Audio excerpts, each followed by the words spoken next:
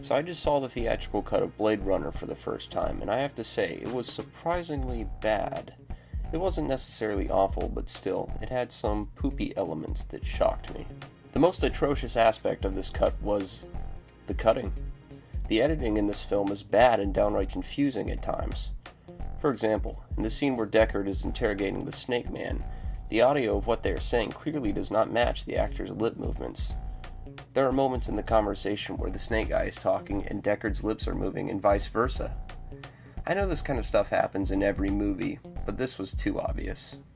In an earlier scene, when Deckard is performing his replicant detection test on Rachel, they cut to a shot of Dr. No looking at someone on the side of the frame, presumably Deckard. Except Deckard and Rachel are sitting down at a table while Dr. No stands over them. So unless Deckard teleported for 1 second just to make awkward eye contact with him, this is impossible. The shot was taken from an exchange at the end of this scene, a few minutes later. Did they really feel like they needed this cutaway shot so badly as to break logic?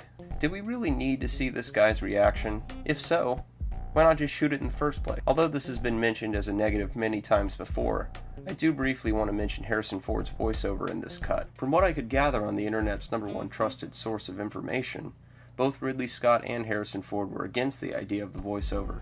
However, the financiers demanded it after test audiences left the film confused. I have to say, after watching this cut, there was at least one instance where it made the film more confusing.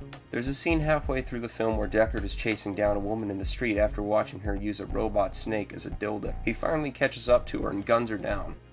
Okay, so he brings down one of the 4 replicants, but as he approaches the body, a look of horror appears on his face.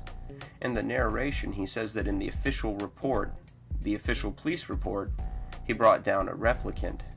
And I started thinking about an earlier scene in the film where Rachel asked him if he ever worried about shooting a real person on accident. So after the narration, that's what I thought had happened. 5 seconds later, his boss congratulates him on killing one of the replicants. Without the narration, I would have figured that she was a replicant, and that the horrified look was that of a man who was beginning to see them as human, which is more along the lines of what happened. A major theme of the film, in fact, is humanity. What does it mean to be human? There are 2 scenes in this film that really stood out to me as being the best. The scene early on in the film when Rachel realizes that she is a replicant and her memories belong to somebody else, and the scene at the end of the film with Rutger Hauer, who I thought was one of the best parts of the film. I don't think it's an accident that these 2 characters have the most emotional, most human scenes in the film. But in every other scene, the characters just felt dull. Take Deckard, for instance. Our main character, retired cop who's the best at what he does.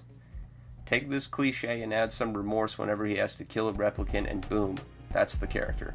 Even if the point of the film was to have the replicants be more human than the actual humans, I would have at least liked to care about our main character when he was in danger. Instead, it just feels like Harrison Ford spends half the film pushing people out of the way in the street. It wasn't a terrible film at all. I understand why people love it. Cool effects and set design, interesting themes, and some great performances. I was just disappointed by this version of it. I am, however, interested in seeing another version. Robot snake as a dildo.